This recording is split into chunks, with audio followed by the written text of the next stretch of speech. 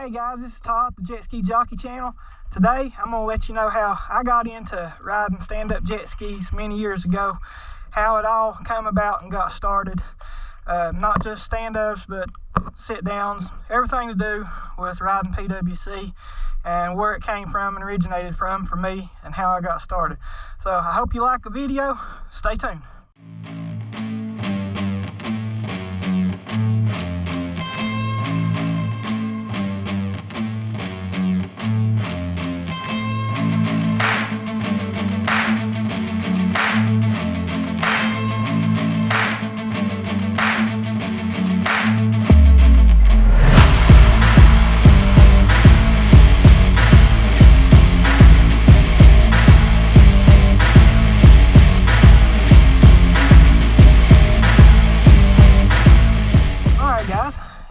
Pretty calm day here on Smith Mountain Lake. Today is September the 12th, and it is still in the 80s.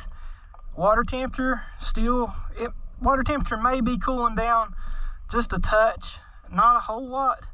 I don't know if that may be because of the temperature dropping at night, but I'm really pleased with the temperature so far. And still gonna get some riding in. Don't know how much more, but I'm gonna get what I can get. But looks like the lake's calmed down a lot too. And out here on the main channel, you see those mountains out there, that's where the dam is. You go this way, the S curves take you to Hellsport Bridge.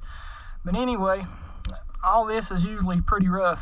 A lot of traffic, and today's a Tuesday, so not a lot going on. Thought about running some more open waters and vlogging with you a bit. So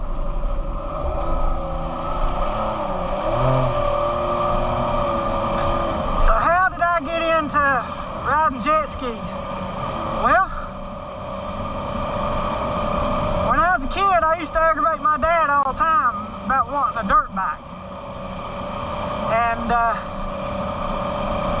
I just, it started off, I rode BMX, Huffy was real big. It's when you had the mag wheels. I was an 80s kid, And I had this real long driveway at the house, steep driveway, asphalt. And I started building ramps at the bottom. I'd take cement blocks and plywood, build me up ramps, and my friends would come over. And we'd jump those bikes. We'd get on the hill on the driveway, go down, jump the ramp. And what I used to do, I used to take a water hose, stretch that water hose out, and we'd measure how far we jumped. When we jumped, we'd have a little jumping contest, kind of like an Evel Knievel deal. And I was younger, but I always won those competitions. I don't know, I didn't care to send it. It's like I got in the groove, and I wish I could jump the way I used to be able to jump, but one day I got to the top of the driveway and I ran out of room on the where we parked the cars, and I made the jump. I don't know how far it was. It was probably, thinking back at it, it was probably 15 feet maybe. I don't know. I wasn't 10 years old, maybe less than that. And like I said, I cleared the jump, but when I landed, I had to slide it under the station wagon, and Dad had to come and dig me out from underneath the car. So I kind of went as far as I could go with jumping the ramps. My neighbor, he was always a little older than me, and he had dirt bikes. He had like the CR80, I don't know if it was the 85 model, 84 model, may have been 83, I don't know. May have been 86. But I think he had a CR125 in 86, so I don't believe. But anyway, he would ride up and down the road. I mean, he'd let that power band kick in. I loved that Honda, man, that orange, that reddish orange color, that blue seat. And man, I just wanted a dirt bike so bad. I was tired of riding bikes. I wanted to ride a dirt bike. And we had a pretty big yard. You know, Mom and Dad, they was awful protective of me. They wouldn't let me out of their sight. I was lucky that I could go to my friend's house and play. And, you know, I better be calling when I'm coming back and all that, you know. So, growing up in West Virginia, I had all kinds of mountains to ride in. This is before West Virginia became the mecca that it is for trail riding. Of course, you know, you have the Hatfield McCoy trails there and the outlaw trails. And I got a lot of videos, like I told you, on the hard drive that we're going to switch over to. And when it gets too cold for me to ride this, and try to keep the YouTube content spinning. But anyway, I had to mow, I don't know how many yards to get that dirt bike. And granted, we had some big yards, and I had to wash cars, work in the shop, flower shop, had to do a lot of things, and thought I was never going to get that dirt bike. And one day, it was my birthday, and I don't remember if this was exactly on my birthday. Sometimes they'd celebrate my birthday a day before or a day after. You know how that stuff goes. But I remember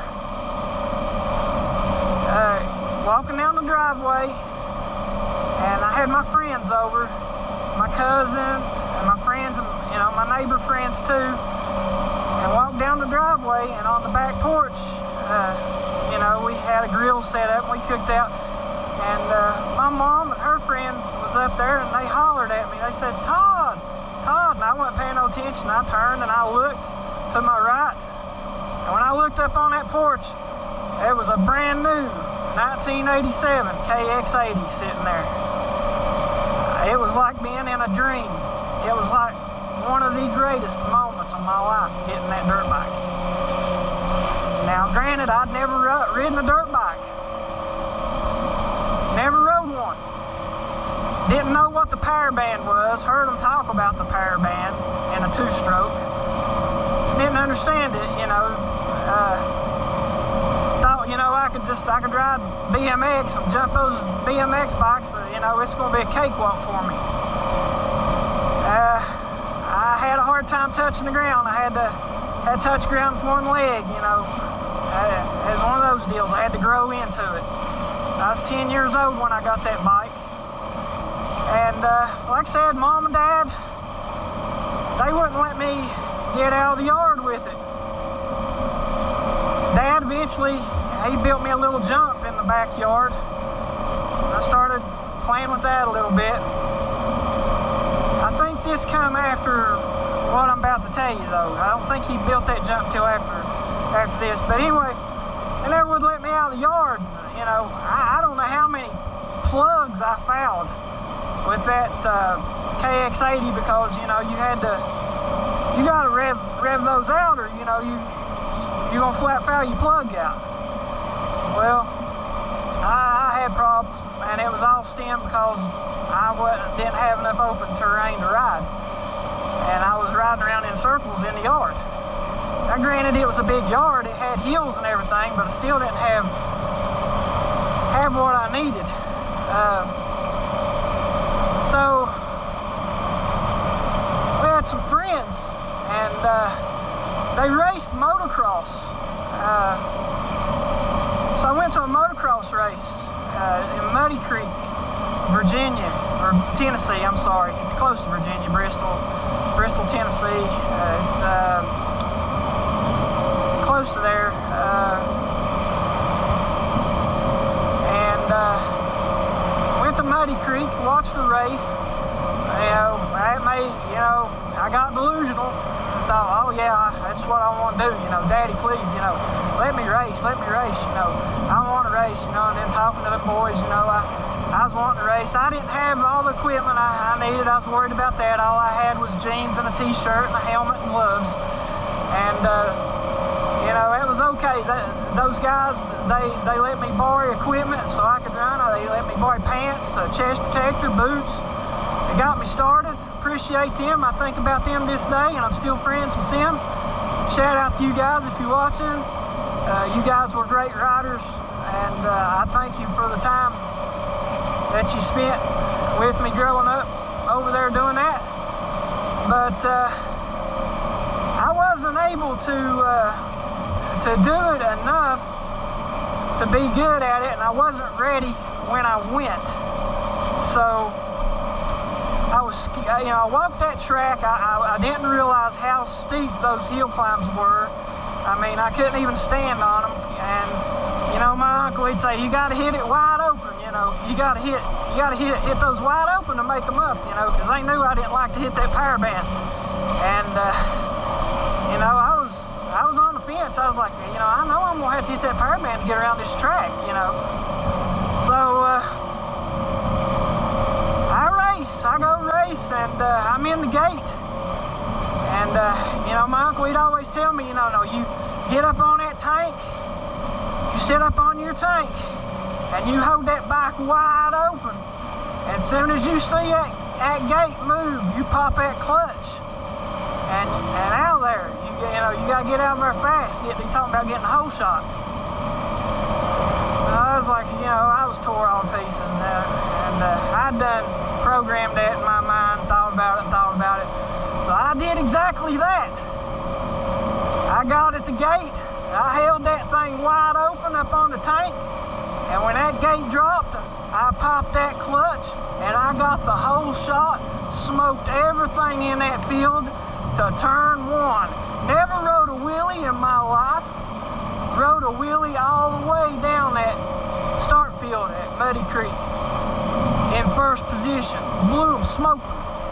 Got to that first turn, that was all she rode. Everybody went around me. I was in last place. I got lapped I don't know how many times. Struggled.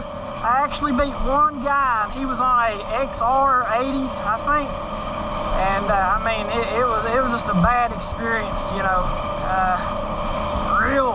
Real bad. The track, you know, had that sawdust on it. And you had to, kind of like a jet ski, you had to get going. You had to get on top of it to get going. And if you didn't, you got down in it, you know, it just made it harder on you. And then this one jump had to jump, and you had to pull back on the bars and hit it and go straight up the hillside. And I knew I had to be wide open, and I come around the corner to hit that hillside wide open, and I didn't pull up on the bars and hit it like a wall, flipped over the handlebars. So, like I said, it was a rough day. Probably making this video too long, but anyway, after that, decided that I was a long way from being a motocrosser with mom and dad not letting me get out of the yard very much, and Muddy Creek being so far away from my house probably wasn't going to work out so good. So that's when the jet skis come into my life. My first cousin had that 76 400. I don't know what my dad did with these skis, but I sure wish I would have that one, because nobody's got that ski. It's that yellow and black 76 400, and it had carb work. It had carb issues, but I rode it. I got to ride it long enough to learn how to ride it. That's what I learned on. And then later I got the 550. But that's how I got into riding stand-up. And it wasn't so hard. You know, you fall down, you're hitting the water. I mean, don't get me wrong, hitting this water at 50 miles an hour don't feel good. I mean, it still knocks the breath out of you, and you know, it still give you a headache and things like that, but you know, chances are you're not going to break nothing. And you know, it just did better for me. Jet skis did, and that, you know, and then y'all know about my kidney issues that came, and that's how sit down came about.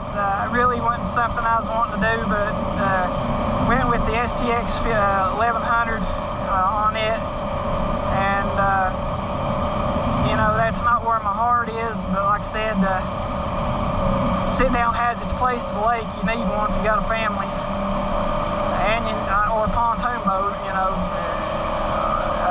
But that's kind of how I got into riding stand-up. That cousin gave us that JS 400, and you know, we had the place at the lake, a summer home here at the lake, and that's how it all started.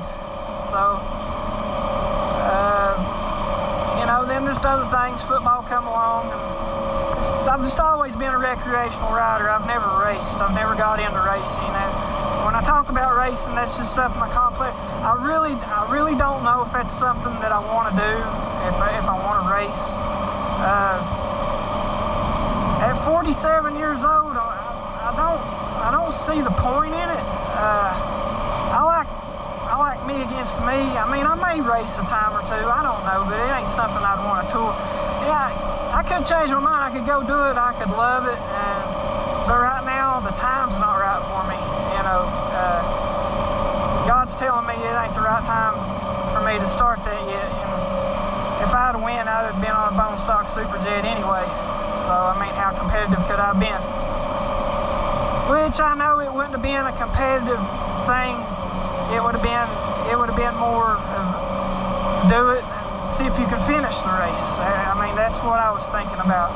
But I can still do that next year. But that's how I got into stand-ups, and like I said, I got into dirt bikes again, and I got that content we're going to go with when it gets cold. It's a KX250, and I actually had a 450, but I don't believe I have any of that content. I put a 2.1 gallon Cherby tank on it because I kept worrying about running out of fuel on the trails. But on the 250 I never did, and the 250 ended up being a better trail bike because the 450, you just can't lug a 450. It wants to die on you. It'll flame out. The 250 was better for that. But I'm looking forward to doing that content, showing it to you. And I've always looked at this house here on this island. Beautiful home here at Smith Mountain Lake on this island. Nice dock, huge place. Really like that. But it's on an island, so my question would be, big old dock house. My question would be, how convenient would that be, you know, about going to the store in the winter time? I guess if you had a houseboat that had heat in it, wouldn't be bad. It probably ain't far to the car, but here's the back side of the island. There's another house back here on the back side. That's a pretty big dock too. Hold a big boat in there. But there's supposed to be a town underwater right here. Used to be a post office and everything before they flooded this lake. But anyway, I don't want to go into all that. Maybe some other time. We'll go ahead and head back toward home. Check these eagles nests out on these channel markers. They're everywhere. They actually got cameras on them. So this ain't the only one that's got one, but there's other ones that has eagles nests on them. That's pretty cool. A lot of the channel markers have those on them. But in a nutshell, that's kind of how I got into riding stand-up jet skis. Dirt bikes kind of was intimidating for me as a kid, and got into doing the stand-ups. You know, wasn't able to put the work in on the dirt bike like I would have wanted to, and probably would have broke a lot of things. So I hope you guys enjoyed this video. I hope it answered, if you got any questions for me, feel free to do so. Helps me create content. If you like the channel, consider subscribing to my channel. Hit the thumbs up button if you like the video. And this has been Todd for the Jet Ski Jockey channel. We'll catch you on the next one. Over and out.